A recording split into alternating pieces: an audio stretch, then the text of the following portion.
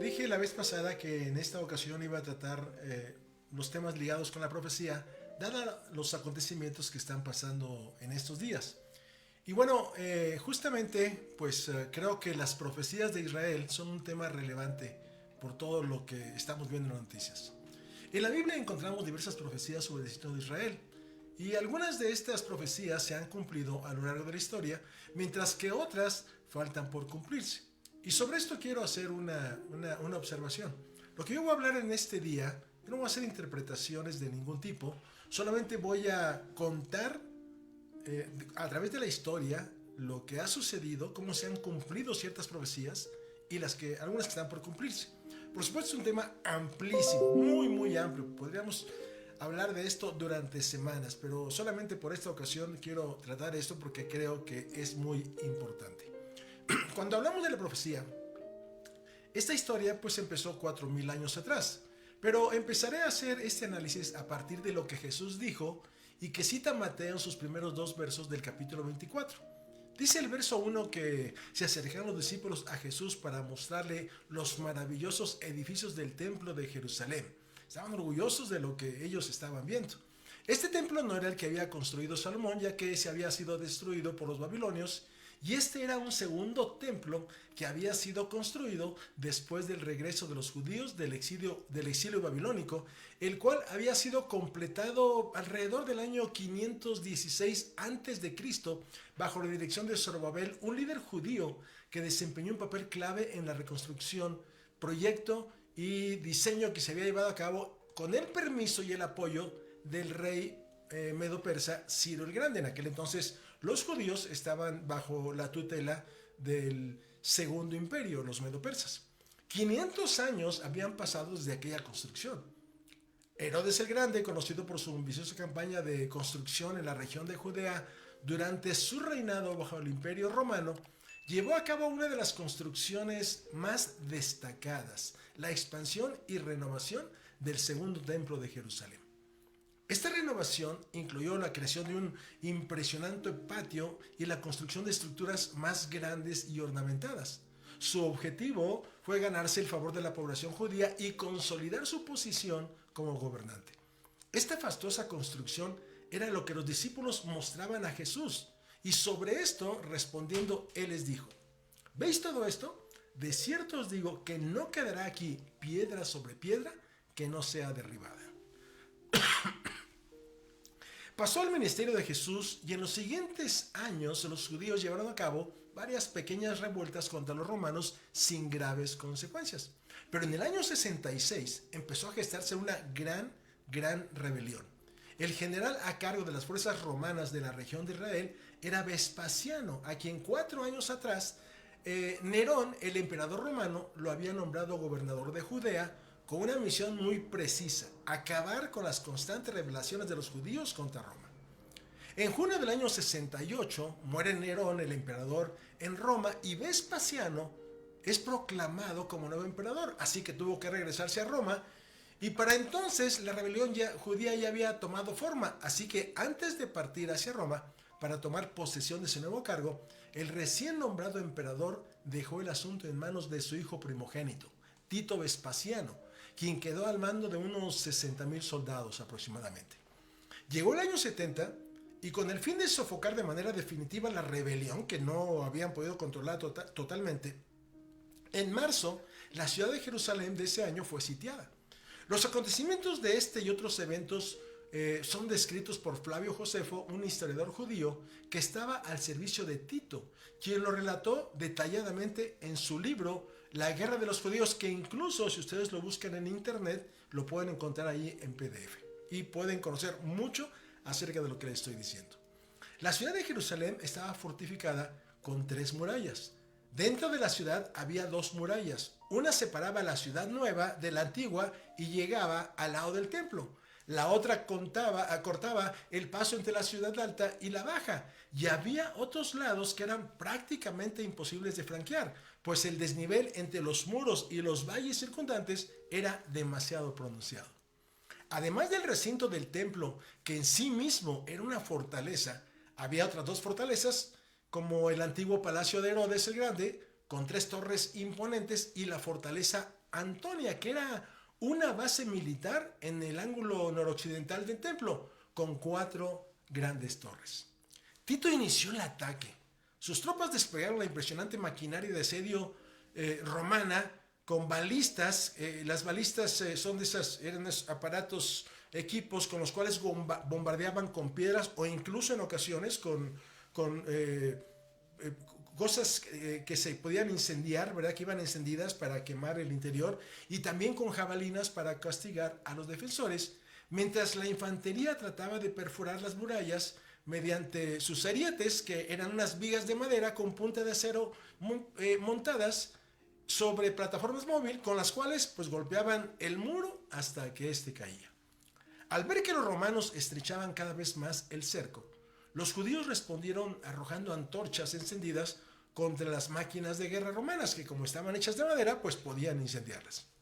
Pero pasaron los meses y la escasez de alimentos se convirtió en un problema grave para la población judía, ya que Tito había levantado un muro en la parte exterior de las murallas de la ciudad y colocado a su alrededor a varias de sus legiones, a fin de que nadie de los sitiados pudiera salir de noche a buscar alimentos. El bloqueo se volvió total y la hambruna se adueñó de la ciudad de Jerusalén. Según los registros históricos, la población de Jerusalén fue consumiendo los alimentos que había almacenado antes del asedio, pero los recursos empezaron a ser limitados debido al bloqueo romano. La comida se agotaba rápidamente, y cuando ya no hubo alimentos, se dice que la población empezó a consumir animales domésticos, incluyendo caballos, mascotas, o sea, todo lo que encontraran vivo. Y cuando estos se acabaron, recurrieron a buscar raíces y hierbas comestibles en los alrededores de la ciudad. La hambruna se volvió tan extrema que algunas personas llegaron a consumir el cuero de sus sandalias y otros objetos de uso personal que también era de cuero.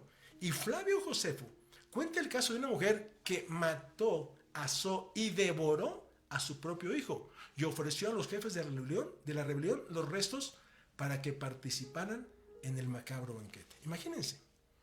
Finalmente, las máquinas de asalto de los romanos abrieron un boquete en la tercera muralla, la más exterior, y los romanos penetraron en la ciudad nueva, donde tomaron prisioneros a un buen número de judíos.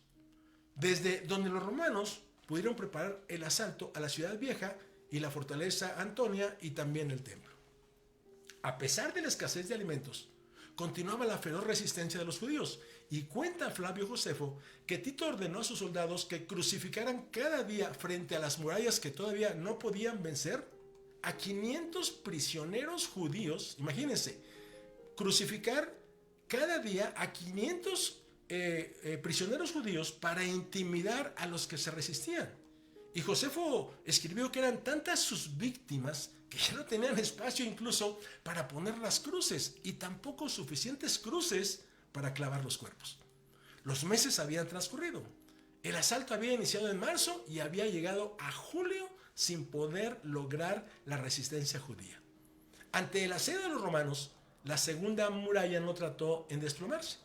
Luego pusieron sitio a la fortaleza Antonia, y finalmente los arietes romanos lograron derrumbar un muro de la fortaleza, así que los defensores no tuvieron otra salida que huir al templo que estaba al lado, el cual en sí mismo constituía una tremenda fortaleza, y los romanos tuvieron que organizar un nuevo sitio. En esta ocasión, los arietes no bastaron, y los legionarios hubieron de emplear escaleras de asalto para superar la muralla exterior del templo y entrar en el llamado Patio de los Gentiles, que pronto se convirtió en el escenario de los combates. Los soldados romanos estaban hechos para la guerra y la destrucción, y dada la resistencia que habían tenido, eran muchos los que exigían al general que se destruyera totalmente el templo, a lo que Tito, según cuenta Josefo, se resistía. La resistencia finalmente fue vencida en agosto. El cansancio, el hambre y el desaliento habían minado los ánimos de los sitiados, que finalmente se rindieron. Y cuenta Flavio Josefo que fue un soldado quien, sin orden expresa y por su cuenta, con una tea empezó a incendiar las cortinas del interior del templo. Con ello el fuego se empezó a extender rápidamente, Tito quiso impedirlo y mandó a algunos soldados a sofocarlo, pero dado que los materiales del interior eran sumamente consumibles por las construcciones interiores de madera que había, pronto toda la zona del templo interior fue pasto de las llamas. Cuando lograron sofocar la rebelión y derrotar a los judíos, Tito, enojado, ordenó destruir por completo el templo y otras construcciones de Jerusalén, y solo dejó en pie las 3 torres del palacio de Herodes como testimonio de la victoria del conquistador, de las que ahora solo quedan vestigios, y con ellos se cumplieron las palabras dichas por Jesús, pues del templo no quedó piedra sobre piedra. Tal como le había dicho Jesús, así sucedió. Lo único que quedó fue una de las paredes de apoyo del sitio donde el templo estaba ubicado, que tiene aproximadamente un largo de 488 metros y es lo que hoy se conoce como el Muro de las Lamentaciones, un sitio reverenciado y sagrado para los judíos de todo el mundo, donde han acudido a orar durante siglos, pidiendo por la restauración del templo y que venga el Mesías, y en el que en sus grietas acostumbran colocar pequeñas notas con plegarias que ellos hacen de todos tipos. Pero después de la destrucción de Jerusalén, todavía hubo una última rebelión judía en el año 132 de nuestra era. Revuelta que involucró a las fuerzas romanas, ahora bajo el mando del emperador Adriano, la cual finalmente fue sofocada en el año 135 después de Cristo.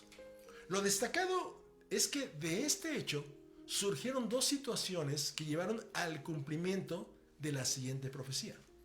La primera es que después de la revuelta, el emperador Adriano, para evitar futuras rebeliones de los judíos y como una medida de represión y castigo para ellos, cambió el nombre de la provincia de Judea por el de Palestina. Fíjense bien, cambió el nombre de la provincia, de Judea por el de Palestina. El origen etimológico de Palestina procede del término filistea, porque antiguamente había sido el territorio que habían habitado los filisteos, que coincidentemente es la actual zona de la Franja de Gaza. Zona que, a pesar de lo que algunos afirman, no se ha probado que exista alguna relación entre los antiguos filisteos y los actuales palestinos, más allá del nombre que recibió la tierra. Con el tiempo, esta ciudad y otras ciudades filisteas como Askelón, Asdod, Ecrón y Gat, que también son mencionadas en la Biblia, fueron conquistadas por varios imperios, incluidos los asirios y los babilonios, y la identidad filistea desapareció. Aunque estas ciudades existen hasta hoy con el mismo nombre, excepto Gat, que es solo un sitio arqueológico en el que solo hay ruinas y que hoy recibe el nombre de Tel Asafi. Y fíjense, aquí hay un hecho importante sobre lo que se está viéndose ahorita. Justamente en Askelón, que era una ciudad de más o menos 170,000 habitantes, y digo era porque prácticamente todos fueron evacuados, es donde más bombas lanzó el ejército de Hamás. Alrededor de 950 bombas, imagínense ustedes. Ahora bien, esto fue hecho con el propósito de desjudificar la región, es decir, borrar la presencia, influencia o identidad de los judíos en esta tierra, romper la cohesión de la comunidad y desvincularla de su herencia ancestral, y con ello reducir para siempre la resistencia y fomentar una lealtad de sus habitantes hacia Roma. Y la segunda situación es que luego de someter la rebelión y de tomar las acciones que les acabo de describir, tomó medidas para fragmentar a la población. Así que reubicó a la gente en asentamientos de otras comunidades, por lo que la población judía de la región disminuyó considerablemente y fue el inicio de la gran dispersión de la población judía. No total, pero al menos fue el inicio, porque definitivamente después ya vino la dispersión total, a la que se le dio el nombre de la diáspora, y a partir de este hecho, Israel dejó de existir como Estado y empezó su vagar por todo el mundo. Con esto estaba dándose cumplimiento a los elementos proféticos que se aplican a la historia y destino del pueblo judío. escritos por el profeta Jeremías, que vivió en el siglo séptimo antes de Cristo, en el antiguo reino de Judá, quien profetizó: los dispersaré entre las naciones desconocidas para ellos y para sus padres, y enviaré detrás de ellos espadas hasta que sean destruidos. Y posteriormente también escribió: los convertiré en motivo de espanto y de calamidad para todos los reinos de la tierra. En todos los lugares por donde yo los disperse, serán objeto de escarnio, desprecio, burla y maldición. Y como lo vamos a ver, esto fue pasando a lo largo de la historia. Lo que inició con la dispersión que ordenó el emperador romano Adriano, continuó a lo largo de la historia, y literalmente los judíos fueron objeto de escarnio, de desprecio, de burla y de maldición. Por ejemplo, en el siglo IV, y solamente voy a mencionar algunos casos porque la historia es larguísima. En el siglo IV, en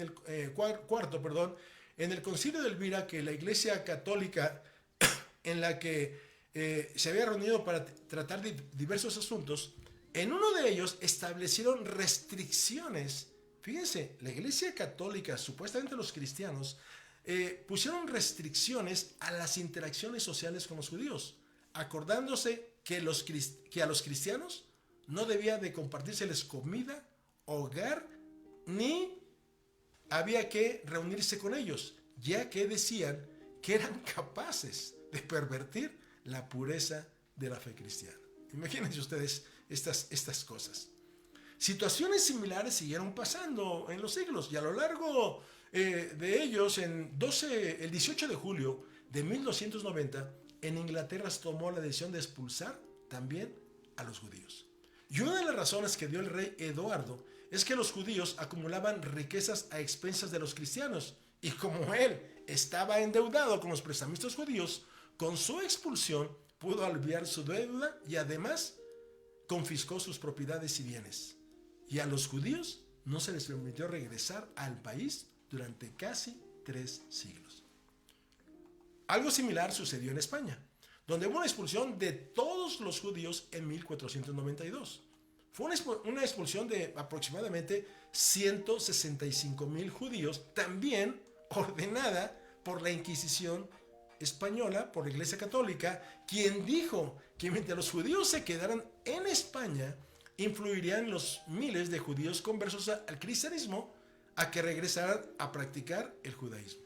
Muchos fueron quemados en la hoguera y otros sufrieron cosas terribles. Hubo algo que se llamó los pogromos a lo largo de los siglos, posteriormente, que eran ataques violentos en contra de los judíos en los siglos XIX y principios del XX principalmente. Y eran ataques llevados por la población local, en ocasiones promovidas y toleradas por la autoridad, que implicaba violencia física, saqueo, incendio y a veces asesinatos. Y era porque a los judíos, fíjense qué cosas, se les atribuían raptos de niños para llevar a cabo rituales religiosos, y se les culpaba de desastres naturales o situaciones de crisis en la comunidad. Todos estos hechos provocaron que los judíos se desplazaran a Portugal, a Italia, a Francia, a Marruecos o incluso a lugares lejanos como Rodas en las islas griegas, Sarajevo y otros países más. Y previo al inicio de la Segunda Guerra Mundial, el régimen nazi responsabilizó a los judíos de la derrota alemana, fíjense, de la Primera Guerra Mundial. Y en lo que se llamó la Noche de los Cristales Rotos, se quemaron 267 sinagogas. Se saquearon alrededor de 7,000 comercios judíos. Se detuvieron a 20,000 alemanes de origen hebreo, y se les impuso una gran multa a la comunidad para que con eso pudieran compensar los daños que habían sufrido la ciudad, que ellos mismos habían creado. Pero indudablemente,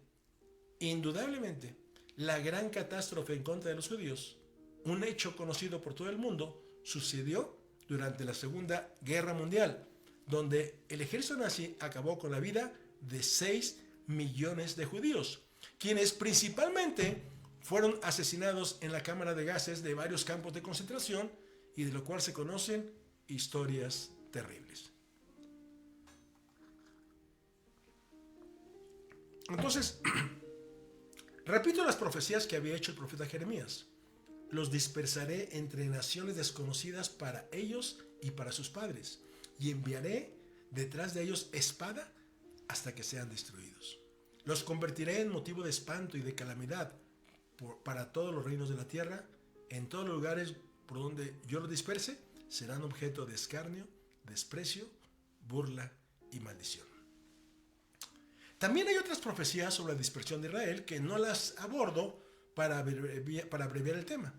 Pero así como fue profetizada su dispersión y escarnio de Israel, la Biblia contiene profecías que hablan de la restauración de Israel después de la dispersión. Por ejemplo, Isaías profetizó: Él levantará bandera para las naciones y juntará a los desterrados de Israel. Reunirá a los dispersos de Judá desde los cuatro extremos de la tierra. Jeremías también lo hizo.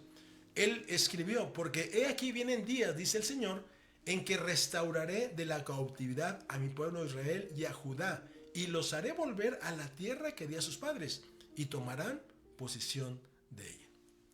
Hay más profecías que hablan de la restauración que se iba a llevar a cabo en Israel como nación, lo cual incluye la reunión de las tribus dispersas y el retorno a la tierra prometida.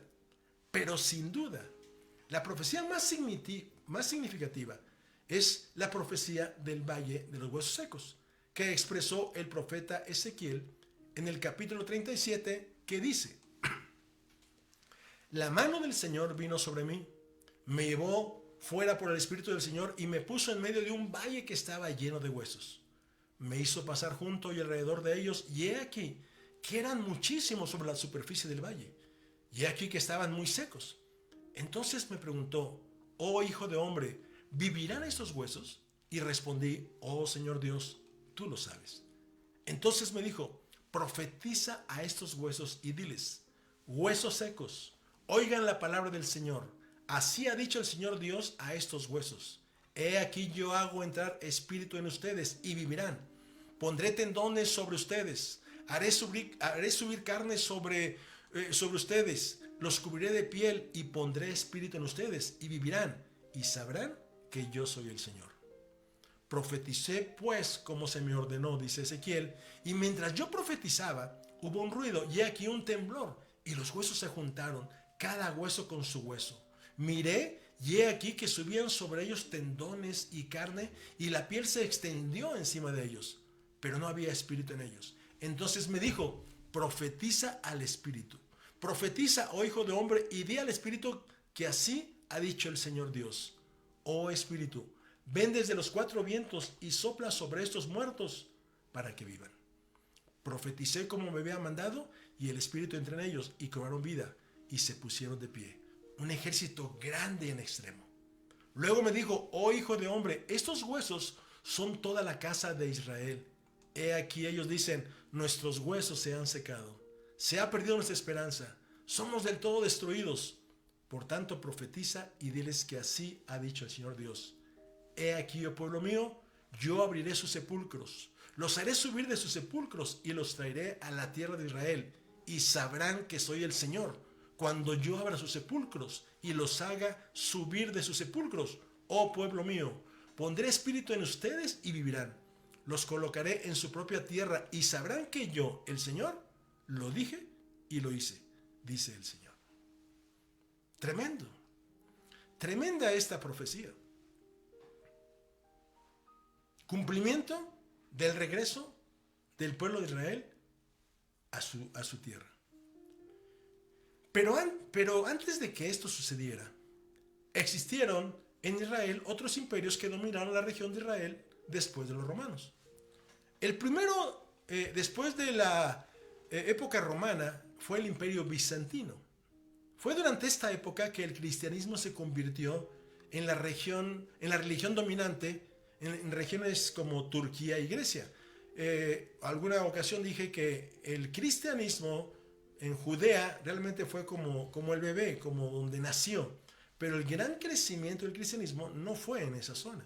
Por la misma razón, porque ahí todo aquello quedó dominado por los romanos, sino principalmente en Turquía y Grecia. Las iglesias de la Odisea, las iglesias de Esmirna, todos esos lugares que son mencionados, sobre todo en las cartas de Pablo, Filipos, Galacia, Tesalónica están en esa zona. Y luego, después de esto, en el año 636 después de Cristo, las fuerzas musulmanes conquistaron gran parte de la región que abarcaba el Imperio Bizantino, que incluyó áreas que hoy corresponden a países como Siria, Palestina, Israel, Jordania y Líbano. Y por supuesto, dentro de Israel, Jerusalén. Luego, Jerusalén se convirtió en un lugar de gran importancia para el Islam, ya que en el año 705 se construyó la mezquita de Al-Aqsa, la que existe hasta hoy, la cual se convirtió en el tercer lugar más sagrado de los musulmanes después de la Meca y Medina, ciudades que se encuentran en Arabia Saudita. Luego aparecieron los cruzados, quienes solamente dominaron la región de Palestina durante un periodo que se conoce como el Reino de Jerusalén. Y este reino se fundó por allá por el año 1099, después de la exitosa conquista de Jerusalén, y duró hasta el año 1291, es decir, casi 200 años, cuando cayeron en Tierra Santa ante las fuerzas musulmanas. Después del siglo XVI y hasta principios del siglo XX, la región de Israel estuvo bajo el dominio del Imperio Otomano, que tenía su capital en Estambul, y durante este tiempo la población de la región de Israel incluía una diversidad de grupos étnicos y religiosos. Después de la Primera Guerra Mundial vino la caída del Imperio Otomano y la Liga de Naciones, que estaba formada por 30 países que fueron como el preámbulo a las Naciones Unidas actuales, y que se habían unido para promover la paz y la cooperación internacional después de la Primera Guerra Mundial. En 1920 le otorgó a los británicos el mandato sobre la región de Palestina, que incluía lo que hoy es Israel y los territorios palestinos. Ahora bien, hacia final del siglo XIX y después del siglo XX surgió el movimiento sionista.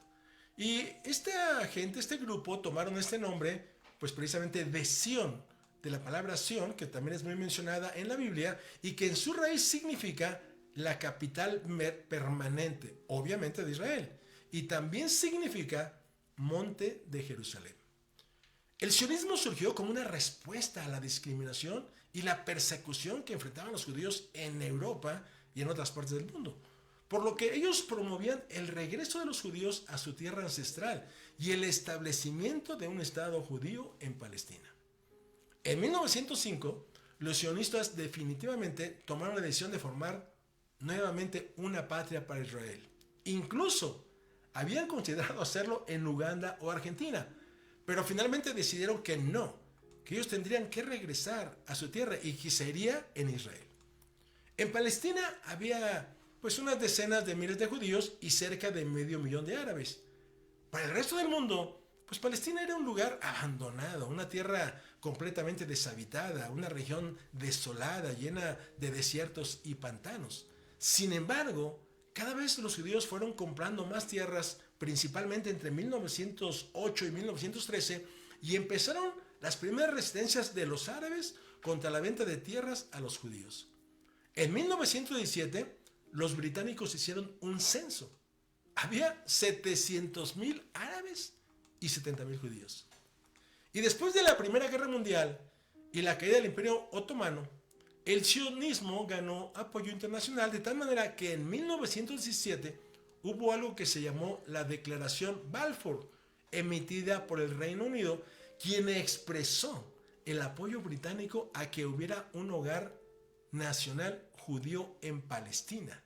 Y en 1922 la Ciudad de Naciones le otorgó a Gran Bretaña un mandato sobre Palestina, el cual incluía el compromiso de facilitar el establecimiento de un hogar judío en esa región.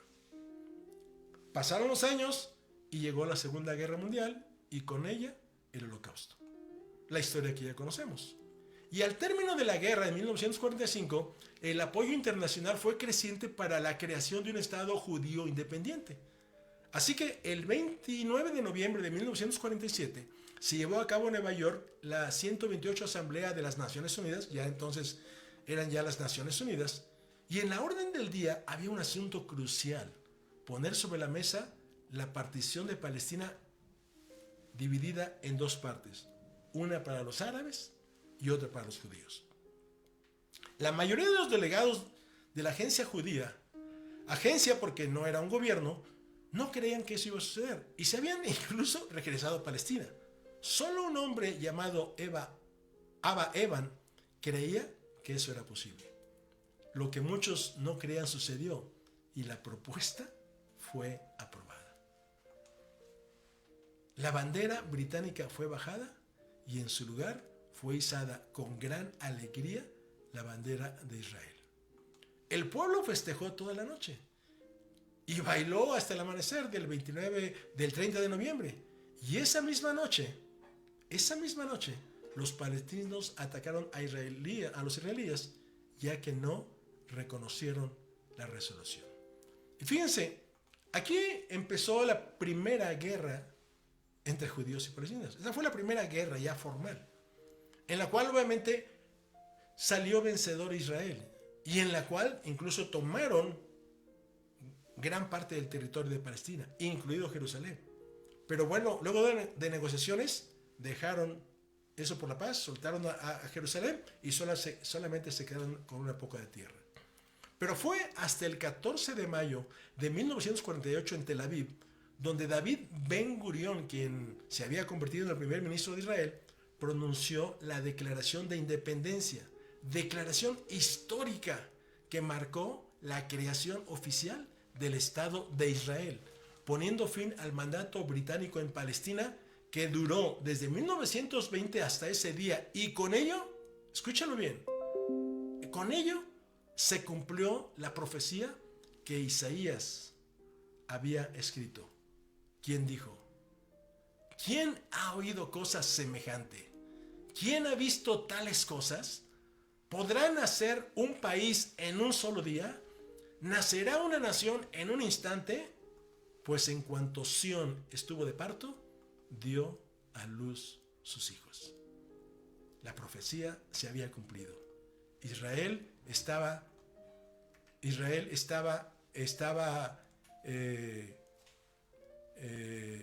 constituida como nación. Otra profecía más que también se ha cumplido es la que señala que con el regreso del pueblo de Israel a su territorio, la tierra se convertiría en un vergel. Durante siglos en que las tierras del antiguo territorio de Israel estuvieron en otras manos, la producción agrícola durante esos siglos fue mínima, a pesar de que la geografía y el clima de la región proporcionaban una base sólida para el desarrollo de la agricultura y la horticultura, ya que tiene acceso al mar Mediterráneo, lo que le proporciona pues una humedad a la tierra y un buen clima, y que además cuenta también con ríos y fuentes de agua que son esenciales para la irrigación. Pero en las manos de los israelitas, las zonas áridas se convirtieron en un vergel. Esta profecía dada por el profeta Ezequiel se escribió así: y habitarán en la tierra que di a sus padres. Ustedes serán mi pueblo y yo seré su Dios. Los libraré de todas sus impurezas. Llamaré al trigo y lo multiplicaré, y no lo someteré más al hambre. Multiplicaré asimismo el fruto de los árboles y el producto de los campos, para que nunca más reciban afrenta entre las naciones por causa del hambre.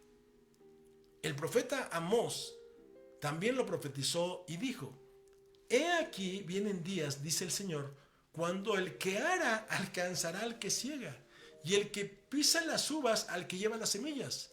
Las montañas gotearán vino nuevo, y todas las colinas se derretirán, pues restauraré de la cautividad a mi pueblo Israel, y ellos edificarán ciudades desoladas y las habitarán, plantarán viñas y beberán del vino de ellas, plantarán huertos y comerán de sus frutos, pero los plantaré en su tierra y nunca más serán arrancados de la tierra que yo les di. Así ha dicho el Señor tu Dios. Interesante, ¿no es cierto?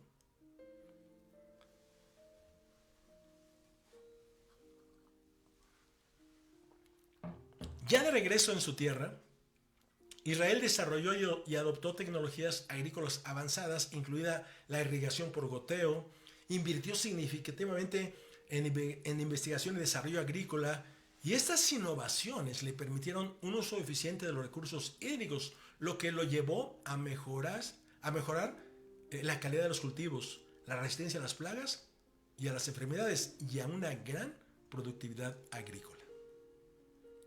Otra profecía más cumplida tiene que ver con el idioma. A lo largo de los siglos, el hebreo dejó de ser una lengua hablada en la vida cotidiana y solo se había convertido en un lenguaje litúrgico, es decir, lo llevaban a cabo en las ceremonias religiosas, solamente los rabinos eran los que se iban manejando este lenguaje y también era un lenguaje de estudio. La diáspora o dispersión llevó a que las comunidades judías vivieran en diversas partes del mundo.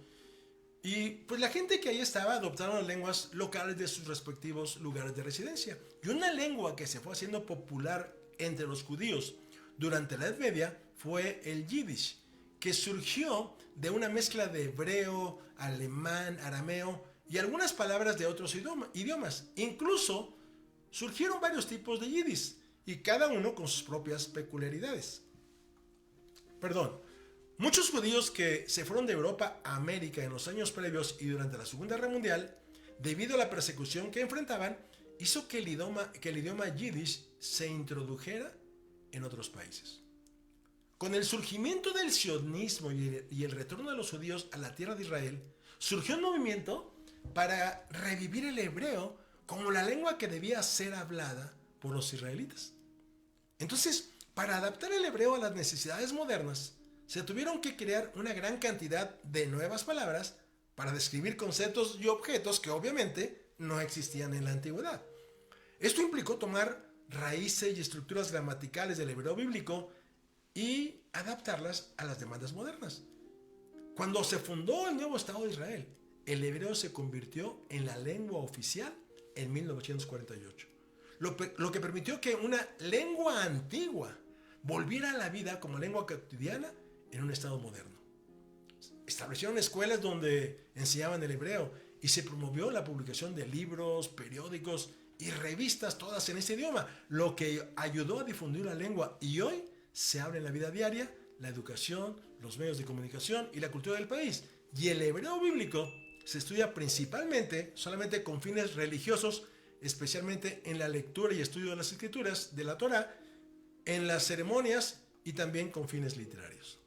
Y con esto se cumplió la profecía del profeta Sofonías que dijo: en aquel tiempo devolveré yo a los pueblos pureza de labio, para que todos invoquen el nombre del Señor y para que le sirvan de común consentimiento. Y fíjense, aquí hay un punto interesante. La palabra pureza, que viene de la raíz barar, que significa aclarar, examinar, seleccionar, apartar, depurar, escoger, limpiar, mostrar pureza. Es decir, si ustedes observan el significado de esta palabra, eso fue lo que hicieron los hebreos. Exactamente eso fue lo que hicieron los hebreos. Empezaron a limpiar, a purificar el lenguaje. Y la palabra servir, que viene de la raíz abad, significa cultivar, adorar, arar, culto, desempeñar, ejercer, labrar, ministrar, trabajar. Es decir, ahora con el lenguaje, los judíos ya con este nuevo lenguaje es lo que ellos llevan a cabo totalmente. Fíjense qué cosas tan interesantes.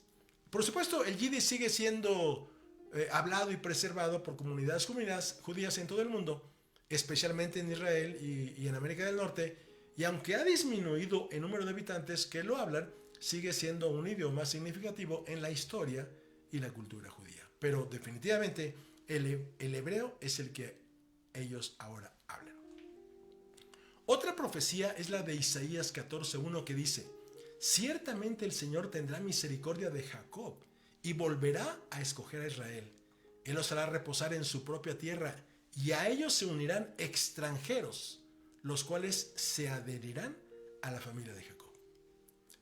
Es un hecho que países como Francia, Alemania, Inglaterra y Estados Unidos, entre otros, han dado su apoyo al Estado de Israel.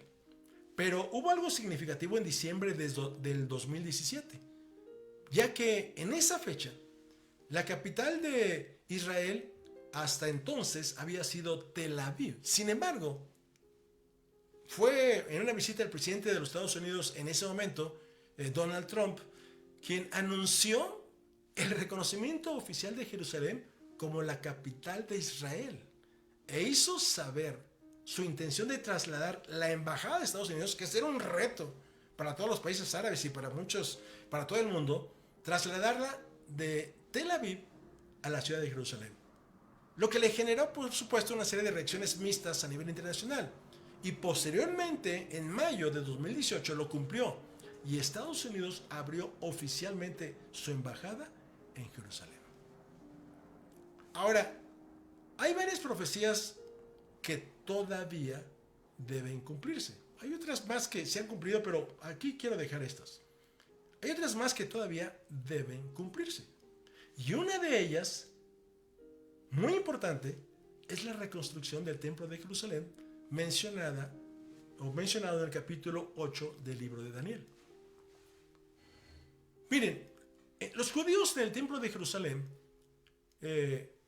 guardaban varios objetos sagrados con los que realizaban rituales religiosos, como por ejemplo el altar de los perfumes, un altar especial donde se quemaban los inciensos y aromas, el altar del holocausto situado en el atrio exterior donde se ofrecían los sacrificios de animales como parte de sus rituales, la mesa de los panes de la proposición donde se colocaba el pan con el mismo nombre que simbolizaba la presencia de Dios en la comunidad, el candelabro de los 7 brazos fabricado en oro que representaba la presencia divina y se encontraba en el lugar santo, que fue tomado por Tito como trofeo de guerra luego de la destrucción del templo de Jerusalén. Pero lo más importante de todos los elementos era el arca de la alianza o el arca del pacto, donde estaban guardadas las tablas de la ley o 10 mandamientos que Dios había dado a Moisés, la vara de Aarón y un poco del maná que Dios había dado a los israelitas mientras vagaban en el desierto, cuando salieron de Egipto. Esta arca es el objeto más sagrado en el culto religioso judío, pues se consideraba que allí estaba la presencia de Dios con su pueblo. Esta se mantuvo mucho tiempo durante la odisea del pueblo de Israel en el desierto, ahí en el tabernáculo, un santuario portátil que utilizaban los israelitas desde su peregrinación y pues que era su templo portátil, vamos a decirlo así, que luego con la construcción del templo de Salomón en Jerusalén fue colocada en el denominado lugar santísimo, la parte más interior y sagrada del templo. Cabe señalar que el destino del arca de la alianza se volvió incierto después del templo de Jerusalén, y hay diversas teorías y tradiciones sobre lo que sucedió con ella. Por ahí se dice que en alguna parte el pueblo judío la tiene escondida, que alcanzó a ocultarla, a liberarla cuando fue destruido el templo, porque si no hubiera sido así como Tito llevaba el candelabro de los 7 brazos como trofeo, hubiera llevado el arca de la alianza, cosa que no sucedió. En cualquier caso, su destino exacto sigue siendo un misterio en la tradición judía. Pero en cuanto a la construcción del nuevo templo, hay una salvedad. Actualmente, Palestina está conformada por 2 territorios que están divididos. Al norte de Israel está la parte más grande, que es Cisjordania, y al sur está la franja de Gaza, que aunque es muy pequeña, tiene poco más de 2 millones de habitantes y que es donde gobierna Hamas, el grupo terrorista que tiene como objetivo desaparecer a Israel. Ahora bien, en esta franja de Gaza se calcula que viven más o menos 2.300.000 habitantes. Definitivamente,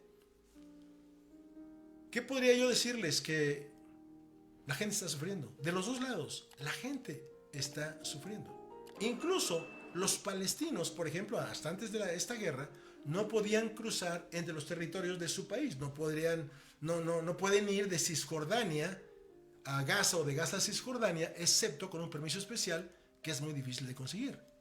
Incluso el gobierno de Israel puso un muro para evitar que los palestinos salgan de ahí libremente y puedan entrar a Israel, como este tipo de muro que hay en la frontera con México y Estados Unidos, que es un muro de acero. Ahí se ha construido un muro de concreto, y donde anteriormente se encontraba el templo de Jerusalén, que es donde ahora se encuentra la mezquita de Al-Aqsa, aunque los judíos no le llaman con ese nombre, le llaman el templo del monte. Recuerden lo que les dije sobre el significado de Sión en su raíz hebrea. Significa, además de capital, el monte de Jerusalén.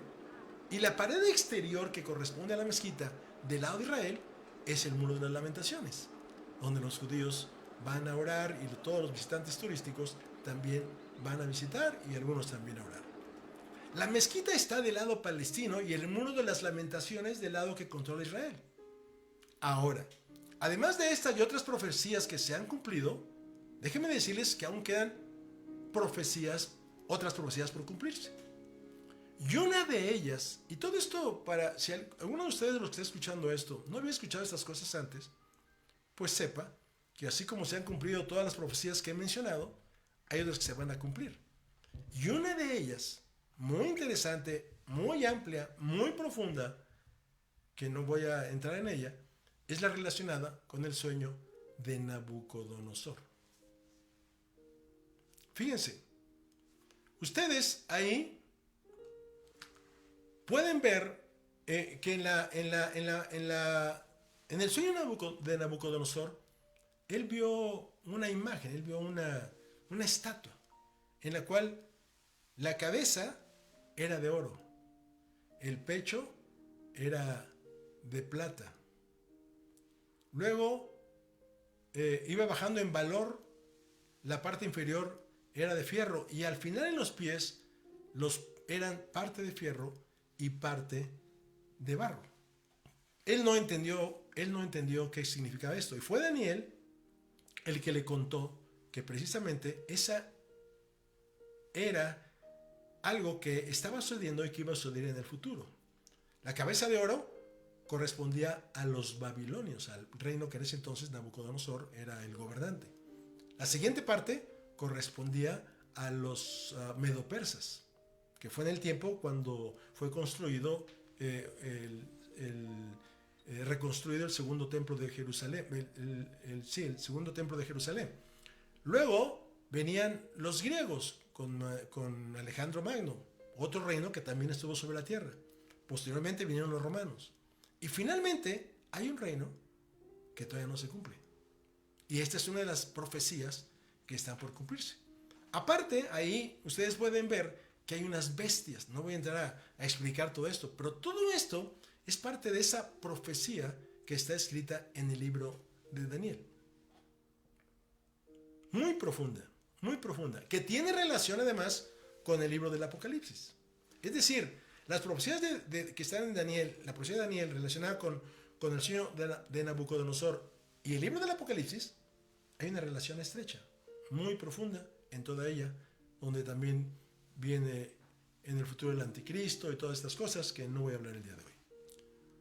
Pero hay otra profecía más, y es la profecía de Gog y Magog, relacionadas también pues con todos estos eventos, y que menciona el libro, el capítulo 38 del profeta Ezequiel. Y miren, aquí en esta, ¿qué nos dice, qué dice esta profecía?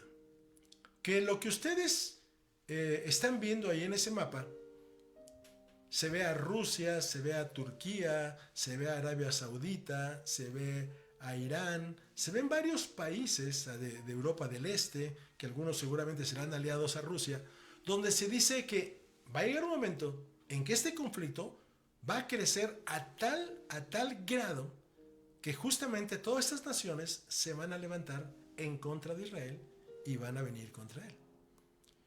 En los últimos 30 años se han llevado a cabo diferentes tratados de paz. Se ha buscado la paz entre palestinos e israelitas. Ahorita la situación es muy tensa.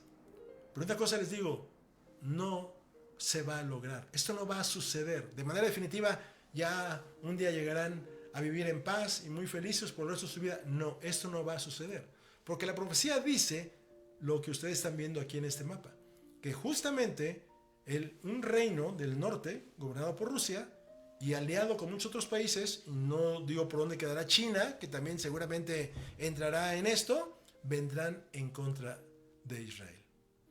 Ahora bien, ¿qué ha sucedido en estos días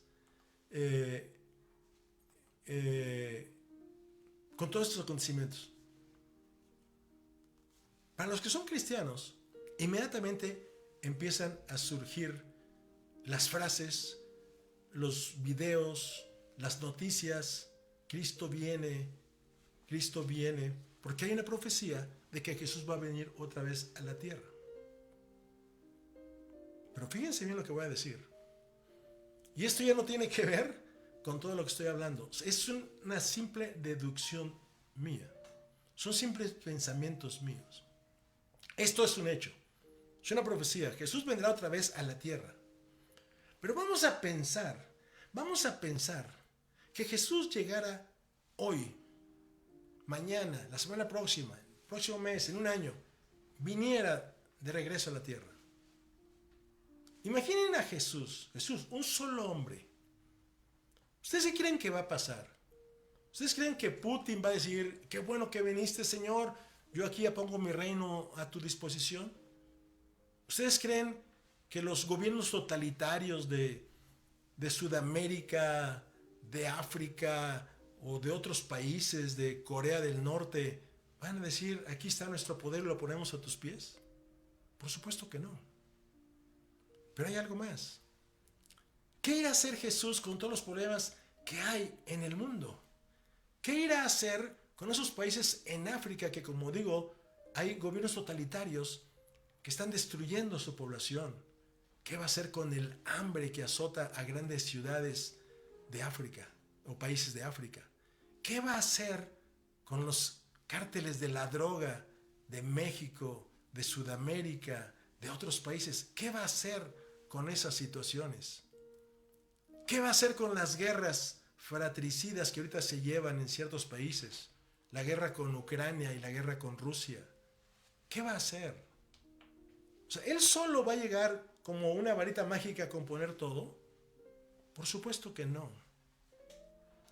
Él va a necesitar de todo un equipo. Todo un equipo que va a necesitar. Y aquí es donde quiero concluir con esto. Hemos estado analizando el Sermón del Monte. Y en el Sermón del Monte me faltó de analizar las últimas dos bienaventuranzas. Pero me brinco esas dos bienaventuranzas y veo lo que dijo Jesús. Vosotros sois la sal de la tierra. Pero si la sal se desvaneciere, ¿con qué será salada? No sirve más para nada, sino para ser echada fuera y hollada por los hombres.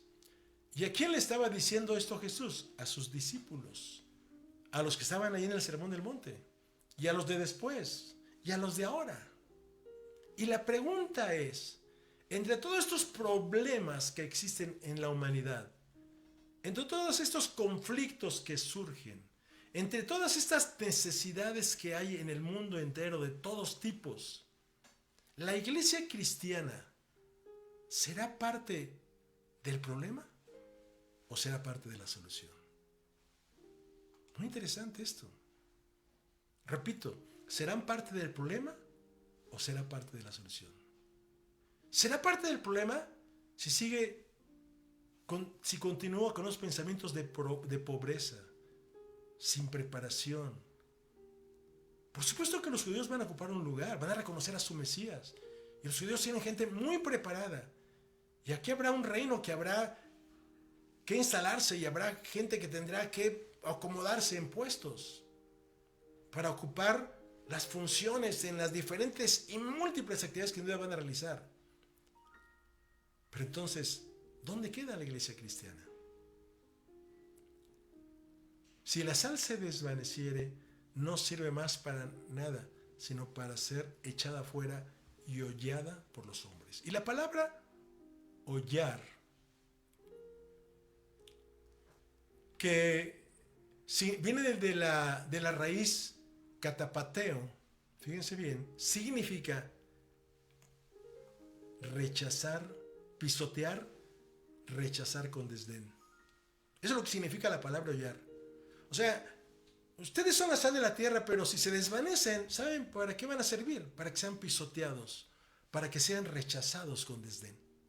Y la palabra desdén, para que nos quede bien claro, significa un sentimiento de menosprecio, desprecio hacia algo o alguien, con una actitud negativa de indiferencia, desinterés o falta de respeto hacia la importancia o valor de algo o alguien. Y eso es lo que sucede hoy. A la gente no le interesa el evangelio. Le ha perdido el respeto totalmente. ¿Por qué razón? Porque los cristianos no están siendo, que es lo que habla Jesús después, que no lo voy a tratar ahorita, no están siendo luz en el mundo. Y este es nuestro gran desafío. Este es nuestro gran desafío. Porque efectivamente estas profecías van a cumplirse. Así como se han cumplido las anteriores, estas también van a cumplirse. Y la pregunta es, ¿qué va a hacer la iglesia de Cristo? ¿Qué van a hacer los cristianos? Recalco, ¿serán parte del problema que hay que resolver? ¿Sus necesidades, sus problemas, todas sus situaciones difíciles? ¿O serán parte de la solución? Y esa es la elección de cada quien. Muy bien, Obed, pues con esto cierro esta presentación, estas cosas que son históricas. Ahí están los hechos, son hechos históricos, no le pongo ninguna historia personal y cada quien saque sus propias conclusiones. Ok. Muchas gracias, José Luis. Es un documental que vale volverlo a ver, analizarlo y por supuesto compartirlo. Y quiero agradecer como siempre a aquellos que nos siguen y hacen posible este podcast, como Federico Cisneros. Buenas noches, José Luis y Obed. Listos. Siempre está listo. Gracias, Federico. Alberto Guevara, ya en la enseñanza. Gracias. Alejandra, buenas noches. Gracias. Saludos y un abrazo de Saúl Díaz Reynoso desde Tenancingo. Aurora Ramírez, qué buena enseñanza. Gracias, Aurora. Lili Espinoso, saludos y bendiciones. Gracias por sus enseñanzas. Alejandra otra vez, muy interesante. Y Dani, excelente enseñanza. Gracias por estar con nosotros y seguirnos. Les pedimos, reitero, compartan todo esto. Por supuesto, porque reitero, miren, déjenme añadir algo más. El día de ayer hubo una noticia muy triste, una bomba, ¿verdad? Que se echa la culpa entre unos y otros, cayó en un hospital y mató 500 personas. Muy triste. Bien, entre la suma y unos y otros ya andan de alrededor de 5,000 muertos y más de 10,000 heridos. Y los cuadros son de veras desastrosos, deben movernos a misericordia, como lo dijimos en un podcast anterior. Pero quiero hacer mención de esto. Volviendo al templo de Jerusalén. El templo de Jerusalén no puede ser construido porque obviamente ahí está la mezquita del Aqsa. Pero así como cayó una bomba en un hospital, sí, y mató a 500 personas, y todos dicen que fue por error también podría caer una bomba en la mezquita del Aqsa. Y si eso llega a suceder, todos tenemos que abrir los ojos, porque entonces el espacio quedará vacío para en el futuro construir el templo de Jerusalén. Eso solamente lo dejo como una hipótesis, porque obviamente no se puede construir el templo porque ahí está la mezquita de Al-Aqsa y no puede suceder. Pero por eso es interesante cuando conocemos de estas cosas, ver los acontecimientos y ver cómo se van dando. Irán, por ahí se cree que está participando en el conflicto, que es uno de los grandes enemigos de Israel. Pero por eso, si ustedes entienden y van entendiendo esto, van a ir viendo que los acontecimientos simplemente no es más que el cumplimiento de una serie de sucesos que ya fueron escritos miles de años atrás y que se van a cumplir. Como que me llamo José Luis, se los garantizo. Gracias a todos. Gracias. Gracias.